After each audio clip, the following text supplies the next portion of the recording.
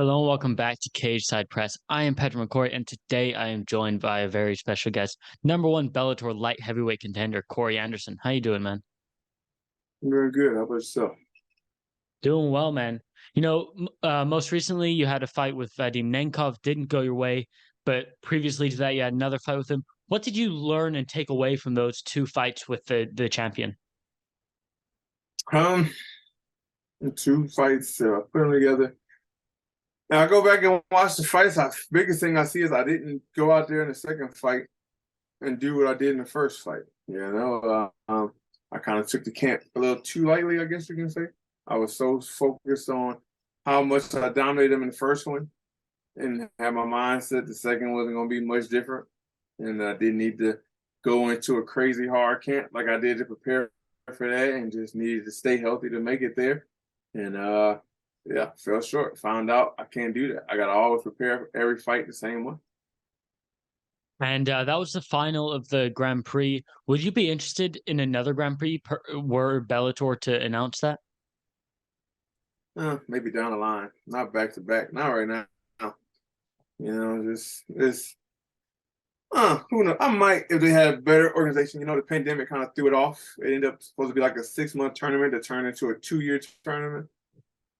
And with that, it was 2 years consistently training every day, get done. They say, we don't know when the next date is, but we're going to push this, trying to be as soon as possible. So go right back to the gym and start training. So through injury, no matter what, especially when you're winning, you don't have an opportunity to take time off and heal. You can't go get an x-ray or check up on something to see if something's torn or something's broken. It's just like tape it up, put some ice on it, be back in the gym. And by the end of the tournament, it was just so beat up. It was just because it was so long. So if they can keep it to where the fact like it's going to guarantee to be 6 months, maybe like PFL doing theirs is kind of like it's done within a year each time. Maybe I would, but as of right now, with the memory of how long it went, I say no. And you mentioned there the injuries. Were there any big injuries going into that final fight, or like any really big significant ones? I mean, it was injuries throughout the whole tournament. You know, I don't blame anything on a limp injury though. You know, all the way up into the Bader fight, I probably think was the worst injury was the one I was. I remember for that one, if something going on my back, I couldn't even sleep for like the last 3-4 weeks. I didn't sleep. It was hard to sleep. And I remember just laying in the back before going out there, like, man, I hope this back holds it. I just hope it holds up. Like, what can I do? If I call and tell my back is hurt, I'm out of the tournament. So it was just like, go do it. I remember the first Nemkov fight, it was pretty bad. I had like TMJ in my jaw or whatever, and like I couldn't sleep. I couldn't put my mouthpiece in without wanting to cry. It was bad. I remember that one. Like, I just hope he don't land the left hook. I hope he don't land the left hook. It's gonna hurt so bad. It's like every fight, it was always something, but it was never the reason why I lost was because of the injury. You know, I feel the injuries are just more the reason why I kind of put it through that last camp instead of pushing it hard and taking a chance to be great. You know, I was actually trying to play it safe to make it to that last fight because I was just so worn down. And let's talk about this fight. June 16th, you're taking on Phil Davis. He's been around the game for a long time. How do you feel about that fight, and where do you see your advantages lying in this matchup? That's an interesting fight. You know, every time I bring it up, everybody look like, wait, you never fought Phil? Because we were both in the UFC at the same time. We're both at the top of the top when we were in there. Um, as for what I see about it, is I'm not gonna say I feel like I have the upper hand because of this, but I resembled him for the Bader fight, both Bader fights. Bader flew me out to resemble him both times. So I remember at that point, younger in my career, I used to study his films all the time because I knew that's what they wanted me to be. So I already kind of knew exactly what to expect when watching this film. And then also I've trained with Rashad Evans before he fought him as well. And it was kind of like just seeing how I compared there and the things they did, the things that worked well, the things I did in training, which like resembled him going to this camp. It was more of, okay, so I knew what I had to do to resemble him. Now I just got to figure out what I got to do to keep what I would have threw against Bader or Evans landing on myself. I feel as for capability wise, martial arts, we both got the wrestling. You know, everybody gonna say, "Oh, he was a D1 national champion. He was a D3 All American," but that means nothing because wrestling, MMA wrestling is different. He has really good jiu-jitsu. I'm not sure what belt he is, but I know I'm a black belt in jiu-jitsu. Never been submitted. I get guys on the ground. I keep him down. He get guys down. He can submit guys or ground and pound. I feel like it's going to be a very closely even match fight. You know, when you think about height, we got the same height.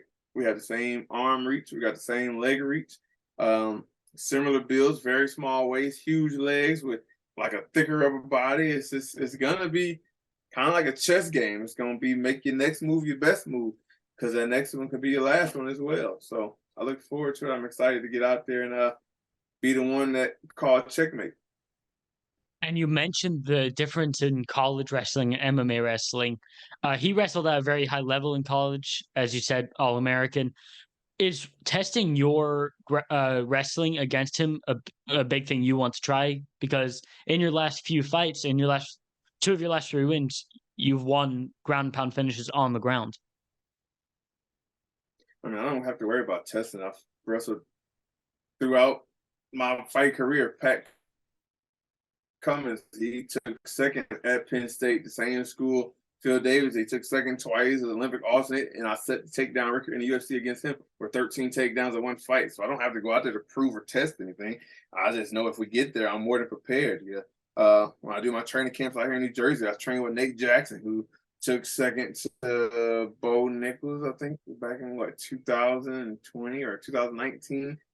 And he's like number 3 or 4 in the world right now. So I do my wrestling with him. I don't just do wrestling with just anybody. So when I go in there against somebody, national champ, where I don't care where you are, you know, wrestling is wrestling, but it doesn't transfer into MMA wrestling.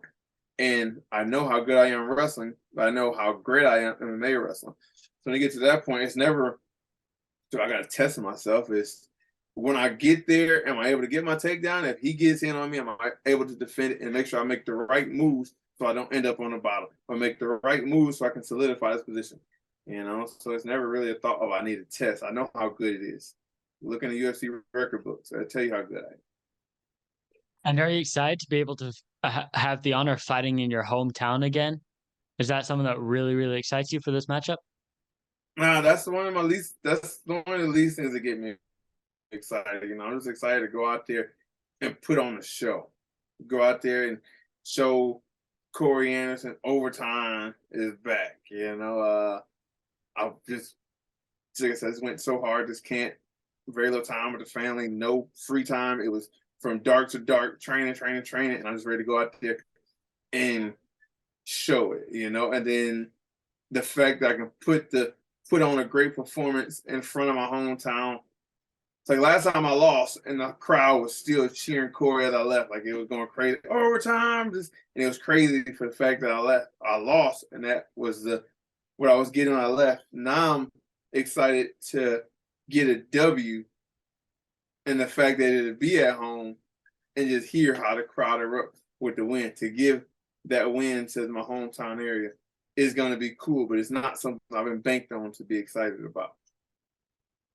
Now, I've seen on your social medias and stuff, you've been training at a lot of different camps, with your main one being Renzo Gracie. So how often do you go to different camps? Is it like day to day, you're at 3 different gyms, or what's your kind of training regimen like? Well, yeah, so the way our camp works in New Jersey, we're a small team. It's not, I mean, it's kind of hard to even call it a team because we don't have a team-based name. Like we all out of Ricardo Almeida's, me, Frank Yeager, used to be Edson Barbosa, Eddie Alvarez, Kalen Chukagan is out of Renzo Gracie, New York. But we're all out of Ricardo Almeida, who's a Renzo Gracie black belt. So we have all these different affiliates here. So we got Nick Catone MMA in Brick, New Jersey. We got Dante Rivera in Freehold, New Jersey. We got David Brandt Jiu-Jitsu in Hoboken, New Jersey. I got Daniel Gracie's down in Philly. You know, so it depends on where the work is, but there is very few days where I do all my training in one gym. I don't think it's one day at my camp where I've done all the training in one gym. You know, so I get up in the morning and might drive to Hoboken, which is an hour and a half, shoot back here, then go to Nick Catone's for a little private session with him. And then later that night, I might have to shoot up to Trenton to a boxing gym, which doesn't have anything with our affiliation, but it's a gym that I met when I first got out here. They got an undefeated 201 cruiserweight boxer. I go out there, box spar him, been doing it for 10 years. So it's like I'm all over the place. So my regimen isn't, it's hard to get in that comfort zone, especially adding David Branch back to my schedule. Where he used to come out to me, but now this time I would go to him once a week, which was an hour and a half drive up there with traffic jams and everything, an hour and a half back. So I'm exhausted from 2 hours of training, 3 hours on the road, get some food, rest, then right back to the gym. It's like you just got to keep pushing, finish that, go home, do the same thing to drive 45 minutes the opposite direction, wherever it is. So, doing that, I feel like it brought me back into that reigniting the original Corey Anderson to this is a grind. This ain't supposed to be comfortable. The camp is supposed to suck. If you having fun and you like willy-nilly every day, you jump out of bed ready to go, you're not doing what you're supposed to be doing. It's supposed to be, oh, I don't feel like making this drive. When I long go off at 6:30, like, oh, I don't feel like getting out of this bed right now. When I get home at 9:30 at night, I don't feel like going outside and jumping in this ice bath right now. It's 40 degrees outside. I don't want to go jump in a 30-degree ice tub for 5 to 10 minutes and then do a hot shower and stretch and all that. But that's what this camp was for me. I had to put myself back into the beginning stages of my career when I first got into fighting. I had to play the catch-up game. I had to do so much training to catch up to everybody else. And that's where my mind was this whole camp. And recently, because of the Canadian wildfires, a lot of smoke has been in New York and in New Jersey. Has that played an impact on this last week of training camp?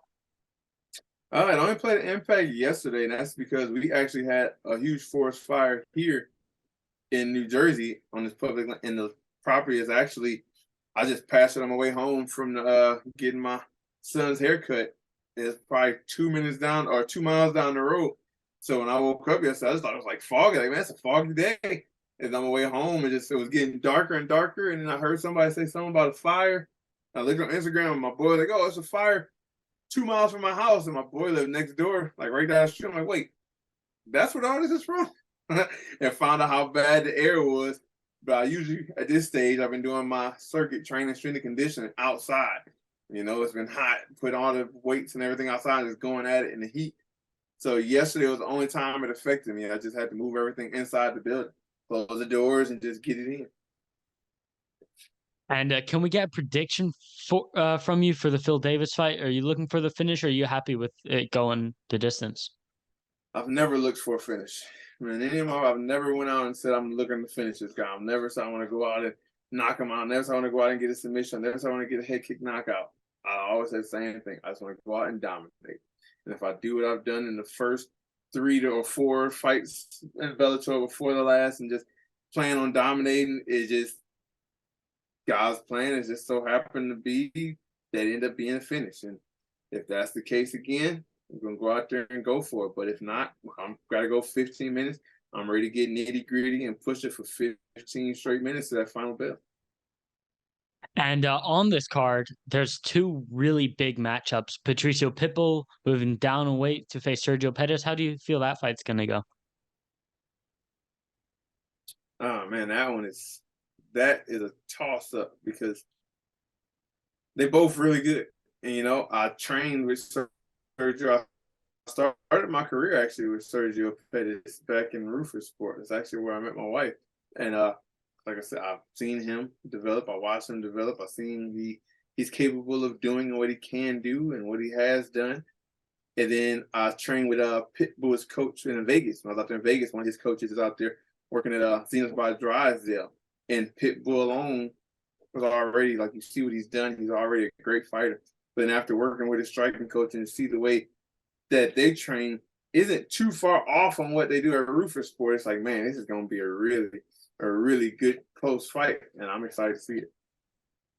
And a fight that I know you'll have your eyes on, the main event in your division, Vadim Nemkov versus Yoel Romero. How do you see that fight going? And do you think a win over Phil Davis could get you a fight with the winner of that one? To be honest, I don't know how that fight can go, man. Because you never know what Yoel is going to show up. Could he be super hyped and excited? He's fighting for a title again and go out there and dominate, or will he go out there like he did against Izzy when he fought for a title and just kind of like did nothing, So it depends. He can go out there and be super excited and do some stuff, and he's so athletic and unorthodox. It's out of nowhere. He can jump, explode into a flying knee, and he'd be lights out. You know, he can reach down and grab your leg and just pick you up. But then as for Nemkov, you know, he's gonna be on his movement, sticking and moving and doing it all. Either I don't know the outcome. I can't say if I was a betting man or supposed to advise somebody to bet. I don't know which way I would advise anyone to bet on these. I would just say it's gonna be good. Either way, both fights are gonna be just action packed and good from start to finish. I feel. I hope. That's the goal. We want exciting fights. And I want to ask you, you know, for fans who may not be aware of the stat card that this is, why should fans tune in for your fight and not just the big fights, the two title fights? I mean, if you've seen my past fights in Bellator and you love the performance I put on in, you might want to see what I'm gonna put on this time. Like I said, I've trained hardest I've ever trained in my life for this camp.